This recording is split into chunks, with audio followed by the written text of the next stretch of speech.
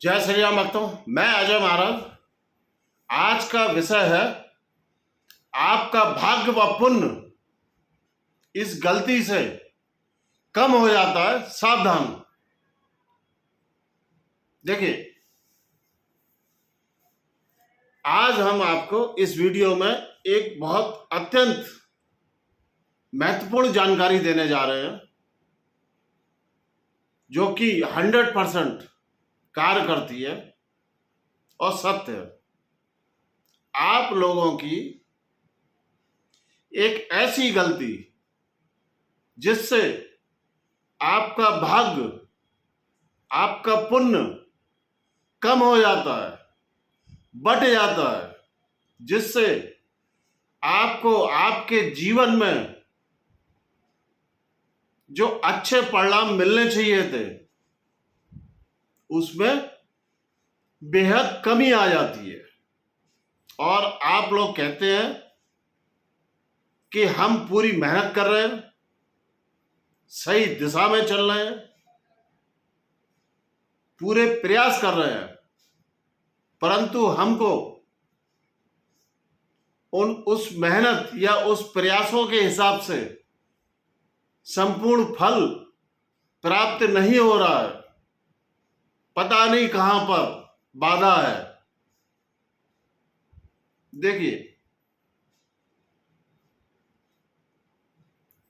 जो सबसे बड़ी बाधा है वो कैसे कार्य करती है। जब आप लोग अपने जीवन में किसी दूसरे व्यक्ति के घर जाकर भोजन करते हैं और किसी संबंधी या किसी भी व्यक्ति के, नजदीकी व्यक्ति के मृत्यु भोग में आप शामिल होते हैं और आप वहां मृत्यु भोग को सेवन करते हैं, या सामान्य रूप से भी आप किसी के घर का खाना खाते हैं। इससे आपका भाग्य और पुण्य कम हो जाता है, बढ़ जाता है।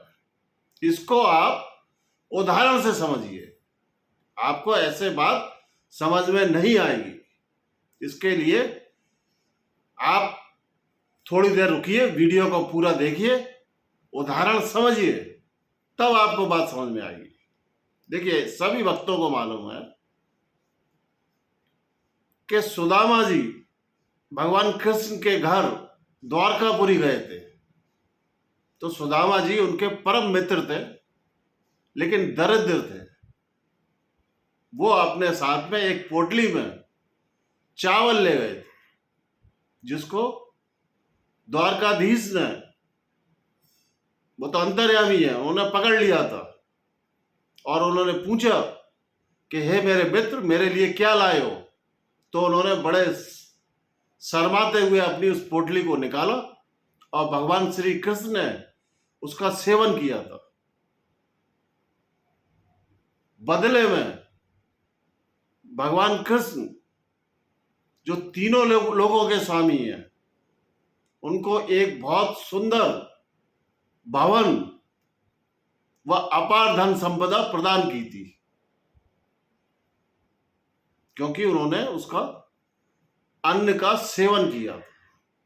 वो जानते थे कि मैंने अपने परम मित्र का अन्न सेवन किया है, तो इसके बदले में मुझे कुछ देना तो पड़ेगा। नंबर एक।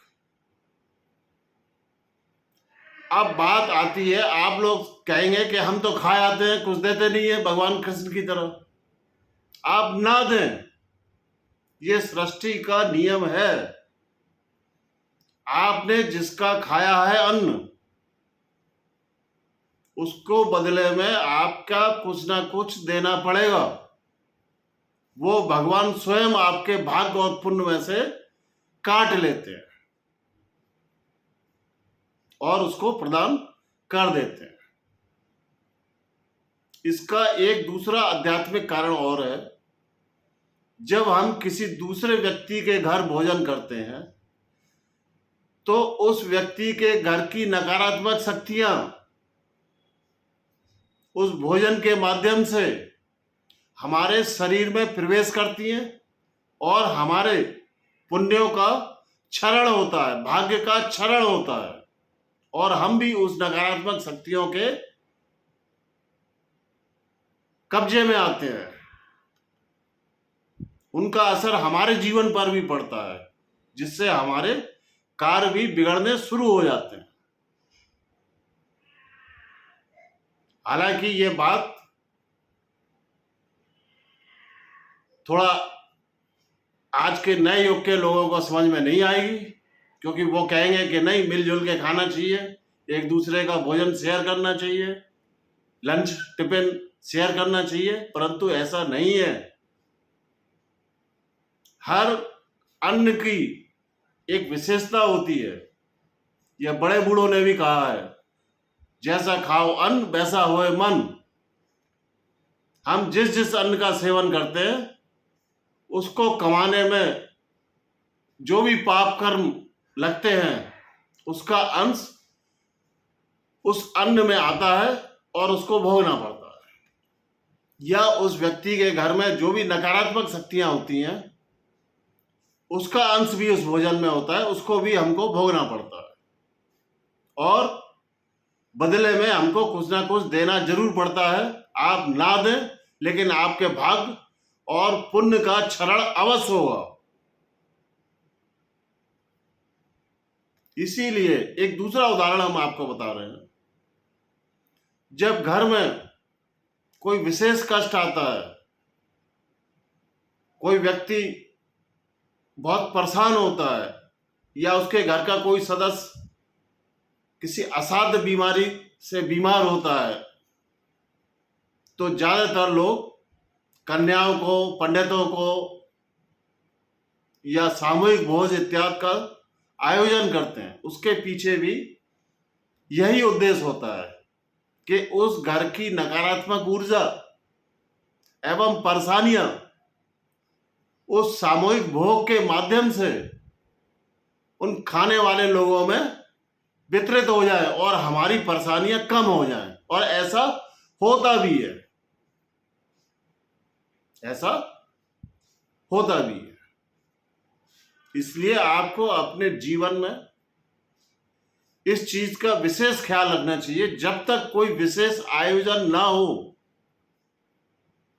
या खिलाने वाला व्यक्ति पूरी तरीके से उसका घर शुद्ध ना हो, आपको प्रत्येक के घर का भोजन खाने से दूरी बनानी चाहिए। मृत्यु भोग में भी यही नियम लागू होता है। अब बात आती है, आप कहेंगे कि शादी ब्याह पार्टी फंक्शनों में हमको बुलाया जाता है, वहां क्या करें महाराज जी? आप वहां जाइए, क्योंकि वो सामूहिक भोग बनाया गया है और उसके बदले में आप कुछ ना कुछ लिफाफा या कुछ ना कुछ उपहार लेके जाते हैं।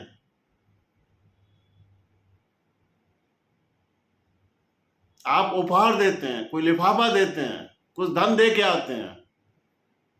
इसलिए उसका दुष्प्रभाव आपके ऊपर नहीं पड़ता है। आप जाएं ऐसे आयोजनों में, कोई मनाही नहीं है। परंतु सामान्य जीवन में आपको किसी के घर का भोजन खाने से दूरी बनानी चाहिए एवं मृत्यु भोग के जो भोजन है उनसे भी आपको दूरी बनानी चाहिए, जिससे कि आपके भाग्य एवं पुण्य में कोई क्षरण ना हो, आपकी उन्नति में कोई बाधा ना पड़े। आशा है बात आपको समझ में आ गई होगी। आज का ये वीडियो हम यहीं समाप्त करना चाहेंगे और आपसे अनुरोध है कि आप अपने इस प्रिय channel adventures of cosmic energies को शेयर करें, लाइक करें, और अगर आप इस चैनल पर नए आए तो सब्सक्राइब अवश्य करें और आने वाले वीडियोस की नोटिफिकेशन के लिए ऑल बेल आइकन के बटन को भी दबाएं। जय श्री राम।